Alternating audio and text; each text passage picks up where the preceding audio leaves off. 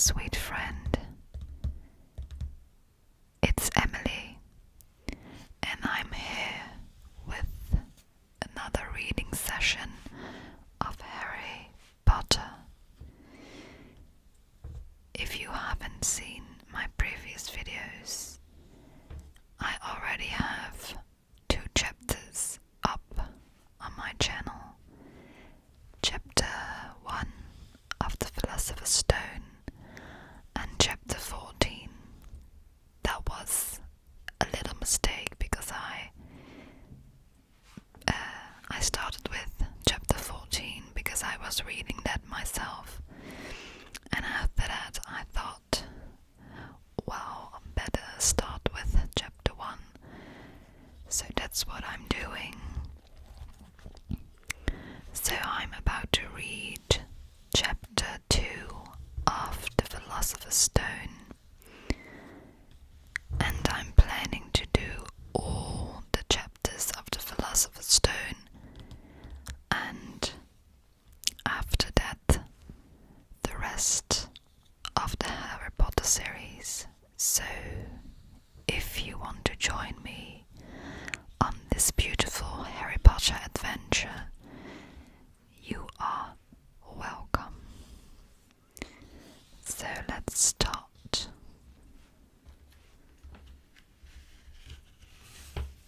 Look at this. I actually bought this in a Harry Potter store. It's magnetic.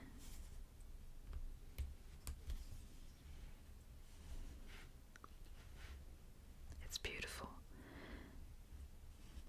Actually, you have to do it like this on a page, but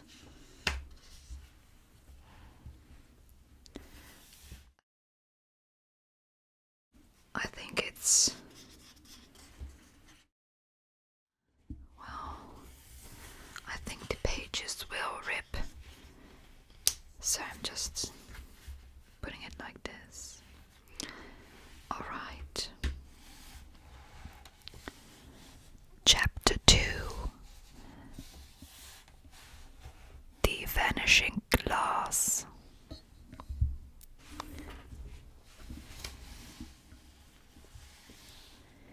Nearly 10 years had passed since the Dursleys had woken up to find their nephew on the front step, but Privet Drive had hardly changed at all.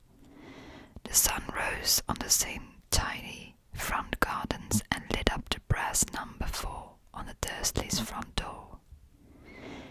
It crept into their living room, which was almost exactly the same as it had been on the night when Mr. Dursley had been seen that hateful news report about the owls.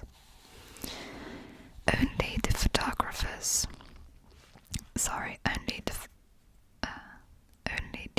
photographs on the mantelpiece really showed how much time had passed.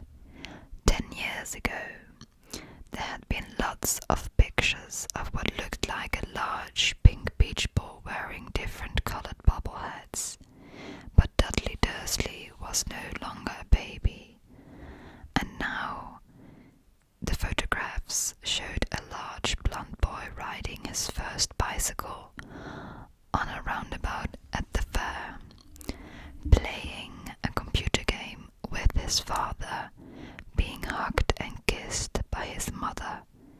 The room held no sign at all that another boy lived in the house too.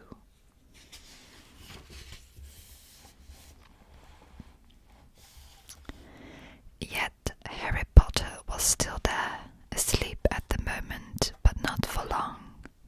His Aunt Petunia was awake, and it was her shrill voice which made the first noise of the day.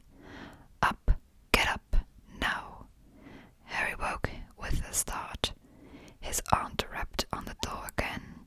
Up, she screeched. Harry heard her walking towards the kitchen and then the sound of the frying pan being put on the cooker. He rolled onto his back and tried to remember the dream he had been having. It had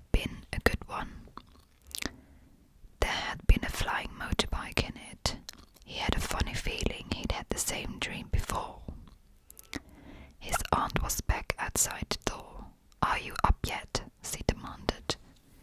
"Nearly," said Harry. "Well, get a move on. I want you to look after the bacon. And don't you dare let it burn. I want everything perfect on Duddy's birthday." Harry groaned. "What did you say?" his aunt snapped through the door. "Nothing, nothing. Dudley's birthday. How could he have forgotten?" Harry got slowly out of bed and started looking for socks. He found a pair under his bed, and after pulling a spider off one of them, put them on. Harry was used to spiders, because the cupboard under the stairs was full of them, and that was where he slept. When he was dressed, he went down the hall into the kitchen. The table was almost hidden beneath all Dudley's birthday presents. It looked as though Dudley had got the new computer he wanted, not to mention the second television and the racing bike. Exactly why Dudley wanted the racing bike was a mystery to Harry, as Dudley was very fat and hated exercise, unless, of course, it involved punching somebody. Dudley's favorite punch bag was Harry, but he couldn't often catch him. Harry didn't look it, but he was very fast. Perhaps it had something to do with living in a dark cupboard, but Harry had always been small and skinny for his age. He looked even smaller and skinnier than he really was, because all he had to wear were old clothes of Dudley's, and Dudley was about 4 times bigger than he was. Harry had a thin face, knobbly knees, black hair and bright green eyes. He wore round glasses held together with a lot of sellotape because all the times Dudley had punched him on the nose. The only thing Harry liked about his own appearance was a very thin scar on his forehead, which was shaped like a bolt of lightning. He had it as long as he could remember, and the first question he could ever remember asking Aunt Petunia was how he got it. "In the car crash when your parents died," she had said, "and don't ask questions." Don't ask questions. That was the first rule for a quiet life with the Dursleys. Uncle Vernon entered the kitchen as Harry was turning over the bacon. "Comb your hair," he barked, by the way of a morning greeting. About once a week, Uncle Vernon looked over the top of his newspaper and shouted that Harry needed a haircut. Harry must have had more haircuts than the rest of the boys in his class put together, but it made no difference. His hair simply grew that way, all over the place. Harry was frying eggs by the time Dudley arrived in the kitchen with his mother. Dudley looked a lot like Uncle Vernon. He had a large pink face, not much neck, small watery blue eyes, and thick blonde hair that lay smoothly on his thick fat head. Aunt Petunia often said that Dudley looked like a baby angel. Harry often said that Dudley looked like a pig in a wig. Harry put the plates of egg and bacon on the table, which was difficult as there wasn't much room. Dudley, meanwhile, was counting his presents. His face fell. 36, he said, looking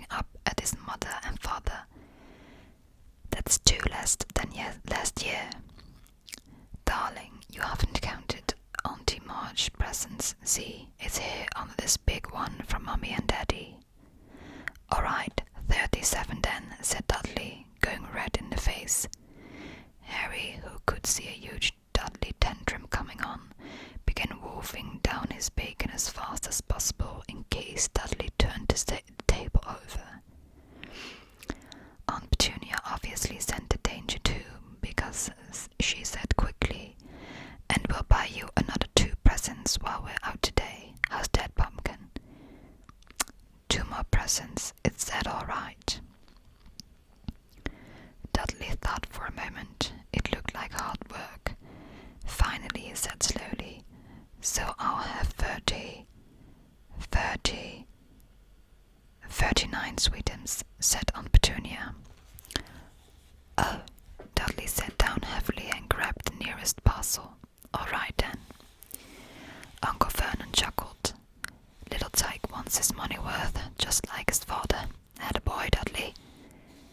He ruffled Dudley's hair.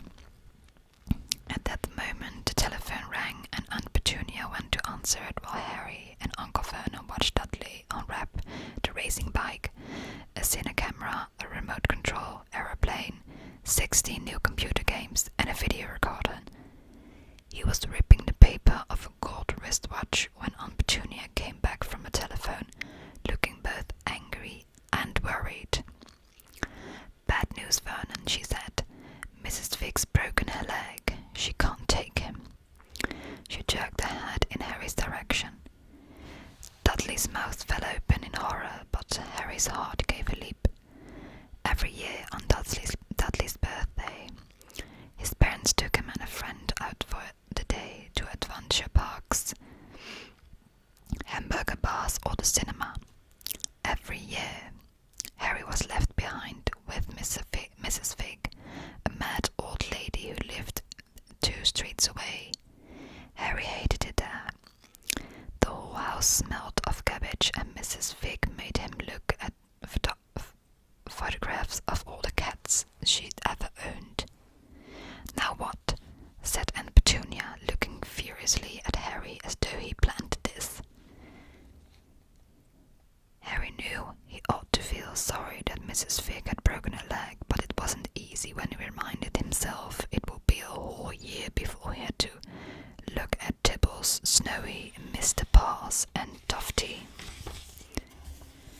"We could phone Marge," Uncle Vernon suggested. "Don't be silly, Vernon. She hates the boy." The Dursley often spoke about Harry like this, as though he wasn't there, or rather, as though he was something very nasty that couldn't understand him, like a slug. "What about what's her name, your friend, Yvonne?"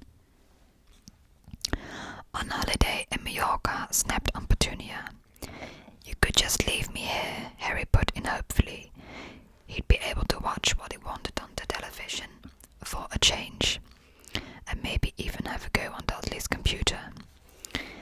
Aunt Petunia looked as though she'd just swallowed a lemon. "And come back and find the house in ruins," she snarled.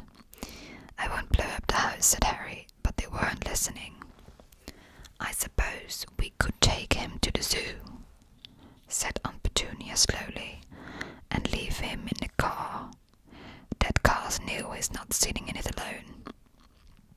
Dudley began to cry loudly. In fact, he wasn't really crying. It had been years since he really cried, but he knew that if he screwed up his face and wailed, his mother would give him anything he wanted. "Dinky Dundee Dumps, don't cry. Mummy won't let him spoil your special day," she cried, flinging her arms around him. "I don't want him to come," Dudley yelled between huge pretend sobs.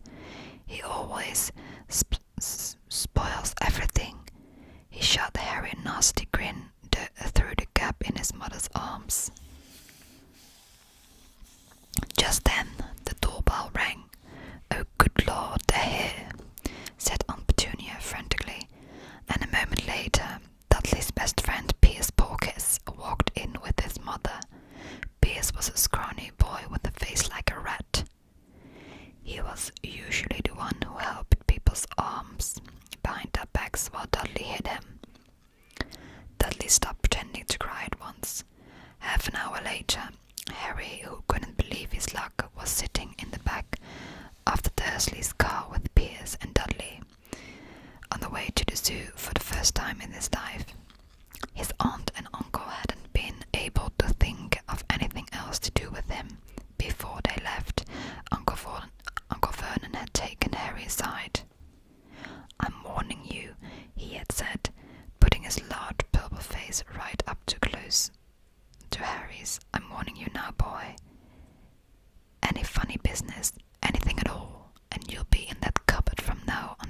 Christmas. I'm not going to do anything, said Harry, honestly. But Uncle Vernon didn't believe him. No one ever did. The problem was stranger things often happened around Harry, and it was just no good telling the Dursleys he didn't make them happen. Once, Aunt Petunia, tired of Harry coming back from the barber's looking as though he hadn't been at all, had taken a pair of kitchen scissors and cut his hair so short he was almost bald except for his fringe, which she left to hide that horrible scar. Dudley had laughed himself silly at Harry, who spent a sleepless night imagining school the next day, where he was already laughed at for his baggy clothes and slap-pated glasses. Next morning, however, he got up to find his hair exactly as it had been before, and Petunia had sheared it off. He had been given a week in his cupboard for this, even though he had tried to explain that he couldn't explain how it had grown back so quickly. Another time, Aunt Petunia had been trying to force him into a revolting old jumper of Dudley's, brown with orange bubbles. The harder she tried to pull it over his head, the smaller it seemed to become, until finally it might have been fitted a glove puppet, but certainly wouldn't fit Harry. Aunt Petunia had decided it must have shrunk in the wash, and to his great relief, Harry wasn't punished. On the other hand, he got into terrible trouble for being found on the roof of the school kitchens. Dudley's gang had been chasing him as usual when, as much to Harry's surprise as anyone else's, there he was sitting on the chimney. The Dursleys had received a very angry letter from Harry's headmistress telling them Harry had been climbing school buildings. But all he tried to do, as he shouted at Uncle Vernon through the locked door of his cupboard, was jump behind the big bins outside the kitchen doors. Harry supposed that the wind must have caught him in mid-jump. But today, nothing was going to go wrong. It was even worth being with Dudley's and Pierce to be spending the day somewhere that wasn't school, his cupboard, or Mrs. Fig's cabbage-smelling living room. While he drove, Uncle Vernon complained to Aunt Petunia. He liked to complain about things. People at work, Harry, the council, Harry, the bank, and Harry were just a few of his favorite objects. This morning it was motorbikes, roaring along like maniacs, the young hoodlums, he said as the motorbike overtook them. I had a dream about a motorbike, said Harry, remembering suddenly. It was flying. Uncle Vernon nearly crashed into the car in front. He turned around in his seat and yelled at Harry, his face like a gigantic beetroot with a mustache. Motorbikes don't fly, Dudley and Pierce sniggered. I know they don't, said Harry. It was only a dream. But he wished he hadn't said anything. If there was one thing the Dudleys hated even more than his asking questions, it was his talking about anything acting in a way it shouldn't. No matter if it was in a dream or even in a cartoon, they seemed to think he might get dangerous ideas. It was a very sunny Saturday, and the zoo was crowded with families. The Dursleys bought Dudley and Pierce large chocolate ice creams at the entrance, and then, because the smiling lady in the van had asked Harry what he wanted before they could hurry him up the way, they bought him a cheap lemon ice lolly. It wasn't bad either, Harry thought, licking it as they watched a gorilla scratching its head and looking remarkably like Dudley, except that it wasn't blonde. Harry had the best morning he'd had in a long time. He was careful to walk a little way apart from the Dursleys, so that Dudley and Pierce, who were getting started to get bored,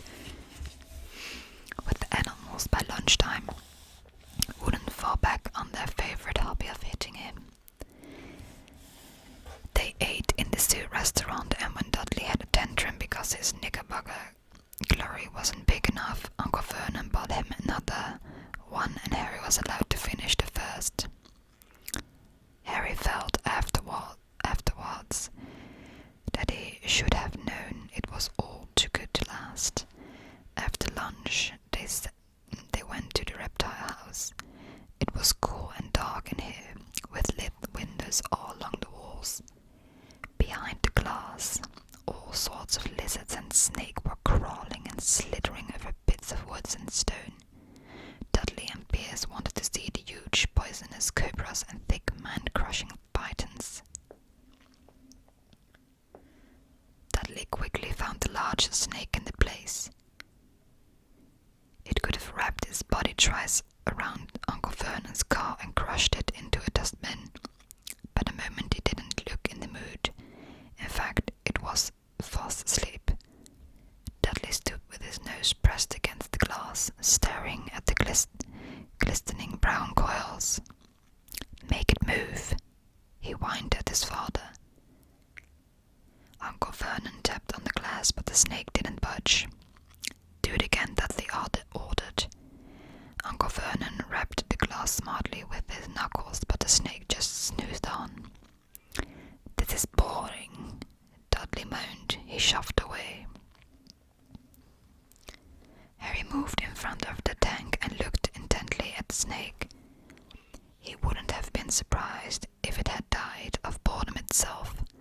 No company except stupid people drumming their fingers on the glass, trying to disturb it all day long. It was worse than having a cupboard as a bedroom where he only was a visitor, and Petunia hammering on the door to wake you up. At least he got to visit the rest of the house. The snake suddenly opened its beady eyes. Slowly, very slowly, it raised its head until its eyes were on level with Harry's. It winked. Harry stared. Then he looked quickly around to see if anyone was watching. They weren't. He looked back at the snake and winked too. The snake jerked its head towards Uncle Vernon and Dudley, then raised its eyes to the ceiling. It gave Harry a look that said quite plainly, "I get that all the time." "I know," Harry murmured through the glass, though he wasn't sure the snake could hear him. It must be really annoying. The snake nodded. "Where do you come from anyway?" Harry asked. The snake jabbed its tail at a little sign next to the glass. Harry peered at it. "Boa constrictor Brazil." Was it nice there? The boa constrictor jabbed its tail at the sign again, and Harry read on. "The specimen was bred in the zoo." "Oh, I see, so you've never been to Brazil." As the snake shook his head, its deafening shout behind Harry made both of them jump. "Dudley, Mr. Dursley, come and look at this snake. You won't believe what it's doing." Dudley came waddling towards them as fast as he could. "Out of the way, you," he said, punching Harry in the ribs. Caught by surprise, Harry fell hard on the concrete floor. What came next happened so fast no one saw how it happened. 1 second, Pierce and Dudley were leaning right up close to the glass. The next, they had leaped back with howls of horror. Harry sat up and gasped. The glass front of the boa constrictor's tank had vanished. The great snake was uncoiling itself rapidly, slithering out onto the floor. People throughout the reptile house screamed and started running for the exits. As the snake slid swiftly past him, Harry could have sworn a low hissing voice said, "Brazil, here I come. Thanks, amigo." The keeper of the reptile house was in shock. "But the glass," he kept saying. "Where did the glass go?" The zoo director himself made Aunt Petunia a cup of strong sweet tea while he apologized over and over again. Pierce and Dudley could only gibber. As far as Harry had seen, the snake hadn't done anything except snap playfully at their heels as it passed. But by the time they were all back in Uncle Vernon's car, Dudley was telling them how it had nearly bitten off his leg, while Piers was swearing it had tried to squeeze him to death. But worst of all, for Harry at least, was Piers calming down enough to say, "Harry was talking to it, weren't you, Harry?" Uncle Vernon waited until Piers was safely out of the house before starting on Harry. He was so angry he could hardly speak. He managed to say, "Go, cupboard, stay, no meals," before he collapsed into a chair and Aunt Petunia had to run and get him a large brandy. Harry lay in his dark cupboard much later, wishing he had a watch. He didn't know what time it was, and he couldn't be sure the Dursleys were asleep yet. Until they were. He couldn't risk sneaking to the kitchen for some food. He'd lived with the Dursleys almost 10 years. 10 miserable years, as long as he could remember, even since he had been a baby and his parents had died in that car crash. He couldn't remember being in the car when his parents had died. Sometimes, when he strained his memory during long hours in his cupboard, he came up with a strange vision, a blinding flash of green light and a burning pain on his forehead. This, he supposed, was the crash, though he couldn't imagine where all the green light came from. He couldn't remember his parents at all. His aunt and uncle never spoke about them, and of course he was forbidden to ask questions. There were no photographs of them in the house.